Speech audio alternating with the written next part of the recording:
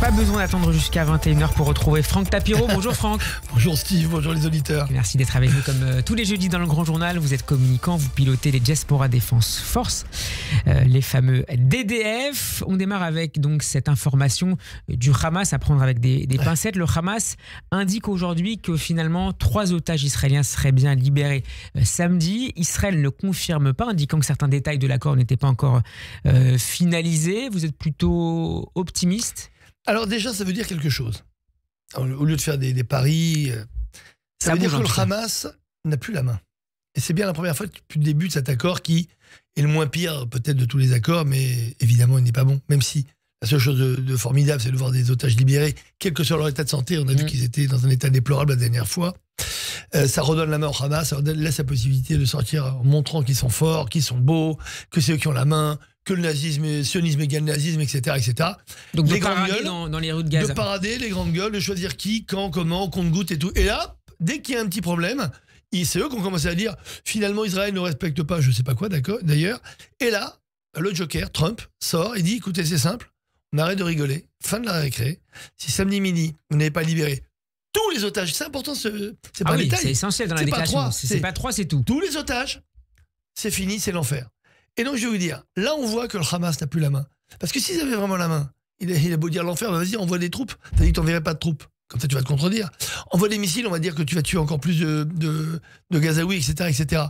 Si ils ont eu peur, c'est qu'il y a des raisons d'avoir peur. D'ailleurs, regardez aujourd'hui. Vous voulez dire que le Hamas prend au sérieux les menaces de Trump et les pressions que certainement l'administration américaine a mises sur l'Égypte et le Qatar pour forcer la main du Hamas. En gros, je pense qu'il y a des choses évidemment qu'on ne sait pas. Heureusement, Dieu merci qu'on ne sache pas tout. Mais ce qu'il y a de certain, c'est que Trump ne bluffe pas. Ceux qui le prennent pour un fou, je pense, sont des idiots. Parce qu'ils n'ont pas compris que depuis qu'il a été élu, regardez ce qui a bougé dans le monde. Regardez, vous croyez qu'on aurait vu un otage si Kamala Harris avait été élu? Enfin, soyons sérieux. Donc il n'est pas fou, il a la main, et il a prouvé à tout le monde que maintenant c'est lui qui a la main. Et que, regardez, il aurait pu leur dire, si vous ne libérez pas les 3 otages, vous allez voir ce que vous allez voir. Non, il a dit tous les otages. Alors justement, Franck, j'allais vous m'arrêter sur ça. Le mot qui est important. Ce qui devrait se passer, on l'espère, samedi, c'est la libération de 3 otages. Trump avait fixé un ultimatum pour samedi midi en exigeant la libération de tous les otages. Donc le Hamas, a priori, ne respectera pas la demande, l'exigence de Donald Trump. Justement, c'est là qu'on va voir. Parce qu'en fait, ce qui se passe, c'est qu'il y a encore quelques jours à attendre pour voir comment le Hamas va aussi se comporter d'ici là. Et vous allez voir qu'ils vont essayer de donner des gages, peut-être même des photos ou une vidéo des otages libérables pour calmer le jeu. Il y a des signaux de vie d'ailleurs de soldats de 10 otages qui ont été publiés, qui ont été en tout cas informé les familles sur le sujet. Voilà, il faut les prouver. Et puis on ne faut pas compter sur la Croix-Rouge et sur l'UNICEF pour avoir des signaux de vie parce que évidemment ils ne jouent pas le jeu. Mais je pense ça va bouger dans les prochains jours. Mais attention, Trump a prononcé une phrase importante. Tous les otages arrêtés au compte-gouttes, etc. Ça veut dire qu'in fine, et moi ça me va parce que c'est exactement ce que je ressens et ce que des millions de gens, pas qu'en Israël mais partout dans le monde ressentent, c'est pourquoi laisser au Hamas le choix de distiller la libération. Donc encore une fois, je pense que ça va s'accélérer. Alors qui remet en cause finalement l'échelonnement des libérations qui était prévu par l'accord. C'est pas seulement ça. C'est comme dans un deal. Dans un deal, vous savez, il y a le bad liver. Ça, c'est le bad liver. Vous voulez quitter le deal? Alors maintenant, c'est simple. C'est pas 3 otages samedi, c'est tous les otages. Et c'est ça un vrai deal maker. Donc il leur a dit, et ils bluffent pas. Donc ils disent non, mais finalement, on va les libérer. Ça veut dire quoi? Ça veut dire que finalement, s'ils libèrent les 3 otages samedi, c'est qu'ils n'ont plus la main. Ni avec Israël, ni avec les États-Unis, bien sûr, ni avec l'Égypte, ni avec la Jordanie. Donc ça veut dire vraiment que. Avec le Qatar, pardon. Ça veut dire qu'aujourd'hui, on peut peut-être pour ça une accélération. S'il y a une faiblesse, et on l'espère, du Hamas, on espère que peut-être.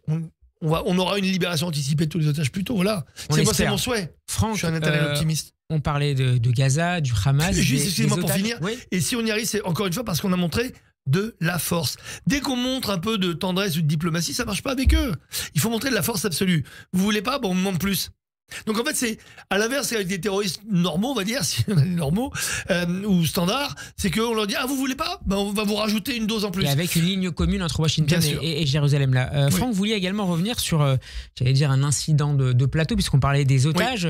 Vous étiez sur le plateau de l'émission Le Temps de l'Info sur LCI. Sur LCI.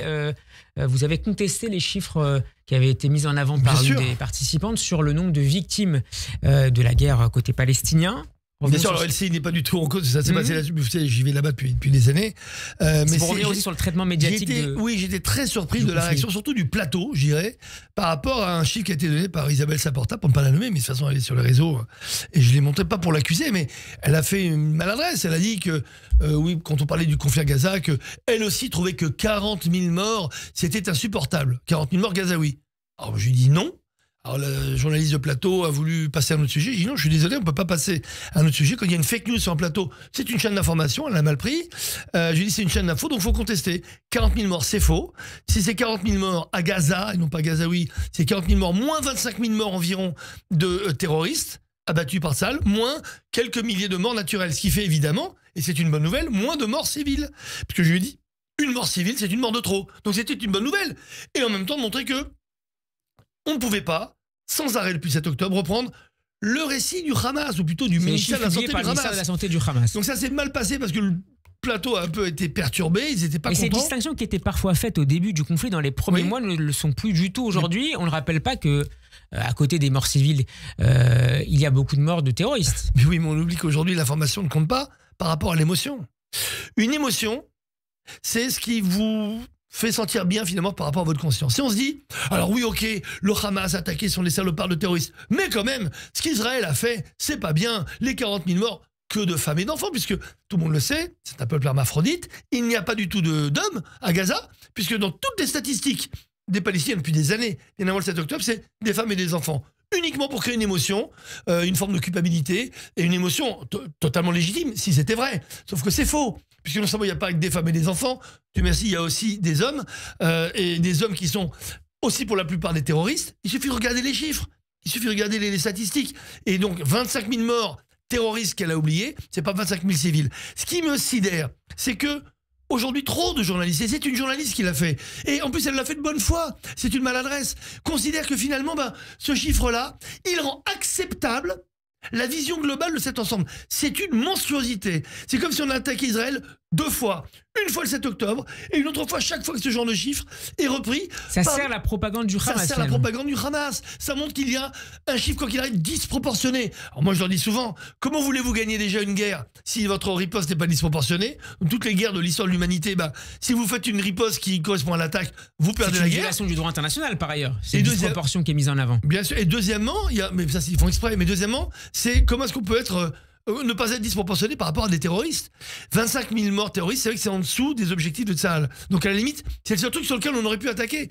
Et tous ont été autour de la table en train de me dire, vous faites de l'arithmétique morbide, alors que j'étais au contraire en train de minimiser, à juste titre, le nombre de victimes civiles en disant qu'un civil mort, c'est un civil de trop, qu'il soit israélien ou gazaoui. Voilà, j'espère que ce petit moment de médias fera peut-être éclater la bulle médiatique dans laquelle on est entré depuis le début de l'année. J'espère que cette complaisance, pour pas dire complicité, avec une certaine thèse du ministère de la Santé du Hamas et de la cause palestinienne va s'arrêter, parce qu'à un moment, je pense que c'est pas comme ça qu'on a ce devoir d'informer les gens. Et je parle à un journaliste, le devoir d'informer les gens, c'est de donner toutes les informations sans cliver particulièrement l'une par rapport à l'autre, parce que votre conscience en serait un petit peu altérée. Je pense qu'il faut aujourd'hui revenir à une valeur absolue de l'information et ne pas suivre les règles de l'émotion. Et c'est un communicant qui vous le dit. Merci Moi beaucoup. Qui ai tellement géré les émotions. Merci beaucoup Franck Tassaro d'avoir été avec nous. À la semaine prochaine. Au revoir les auditeurs, bonne semaine.